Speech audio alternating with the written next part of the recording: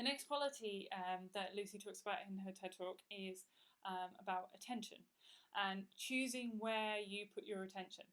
And so resilient people, like I say, take responsibility over choosing their attention. They look at consciously what they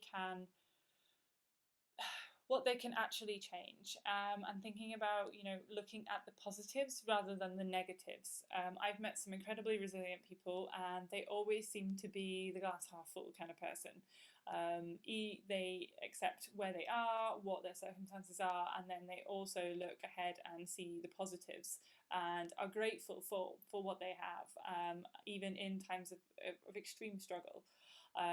Viktor Frankl really succinctly describes this in a quote. So he's like, everything can be taken from a man, but one thing, the last of human freedoms, is to choose one's attitude to any given circumstances, to choose one's own way. And this is where, again, a degree of conscious control from yourself. You have the choice where your attention goes. We all know we have a bad morning, and then it seems like the rest of the day is just a slowly unfolding car crash because we had a bad morning and that tainted our view. And then we seem to see lots of bad things. And again, in times of hardship, we can just feel like everything's compounding on top of us. The world is out to conspire against us. And so taking a focus on what we can change and taking a focus on what we are grateful for can be a really great practice to have, and to help you consciously shift your focus from the negative to the positive. One thing is to be aware of, and any of you that have done the stress guide will know this, is that unfortunately in times of acute stress or chronic stress, our brains develop a little bit of what we call a negativity bias or a threat bias. So what happens when you're in the stress response is a part of your brain is particularly active, and it's called the amygdala.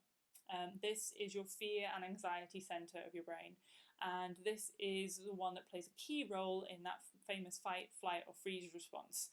And we all know what that feels like, and we all know when that's in play. But unfortunately, when that is really activated, i.e. when we are potentially very acutely stressed, or when we are stressed over a long period of time, this can become a little bit overactive in looking for threats in our environment. Now, historically, that was obviously very beneficial because in the times of saber-toothed tigers, lions, rival tribes, usually where there was one, there's probably going to be another. So it's a really good evolutionary adaptation to have, is that when in the presence of one threat, you start also being hypersensitive for others, because usually where there's one problem, there's going to be a lot more.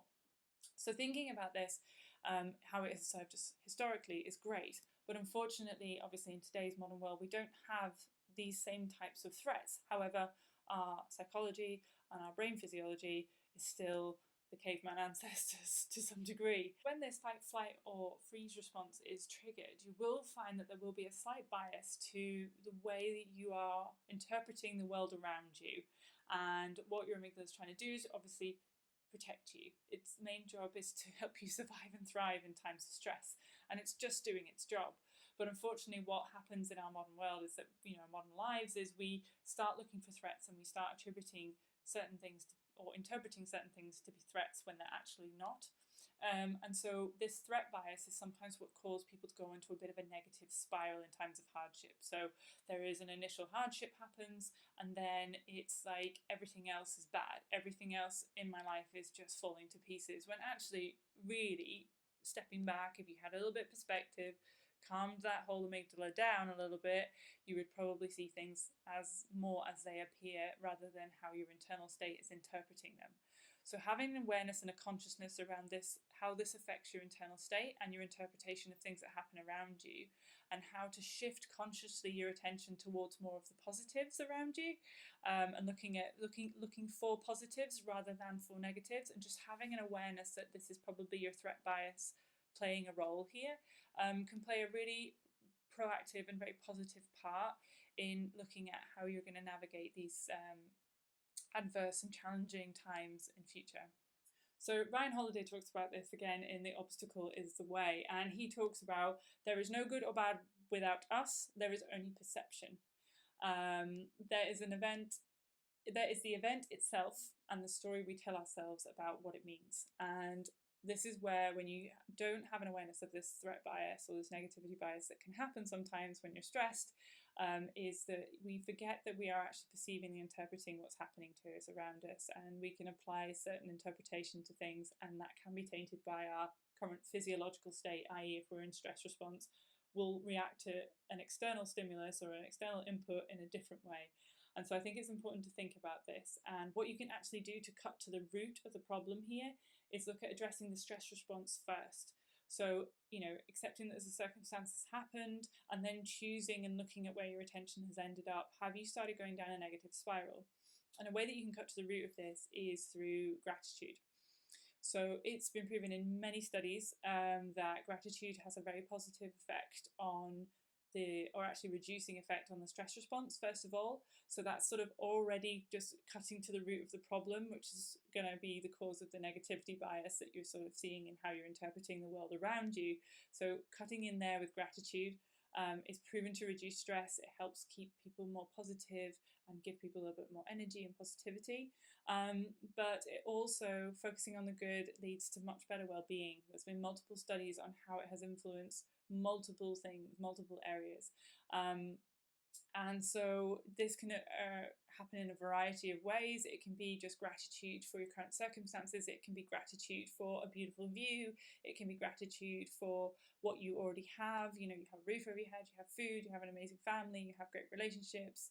Having a rising appreciation of that life is short and that it is a gift, and reflecting on that. And this takes conscious practice. So this can be one of these things, again, when we're talking about strengths back in the first few videos. This can be one of the things that you can make part of your routine, make part of your daily practices that can make you stronger, that can improve your strength and resilience.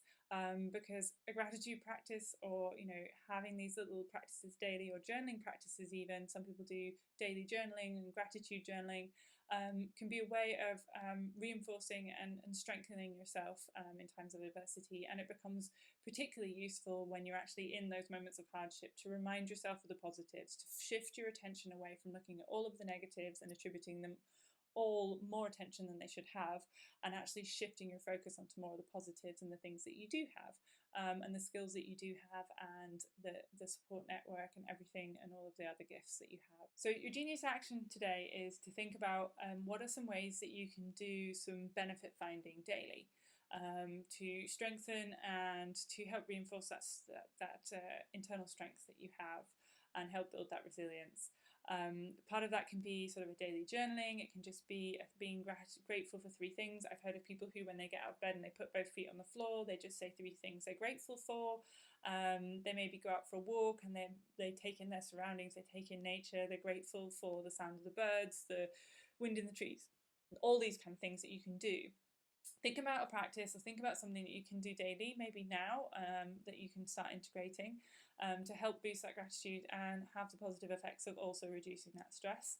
And then maybe think of some things that you can do in particularly stressful situations that you feel will be very rejuvenating and will actually help shift your attention onto the positives and away from the negatives when you can.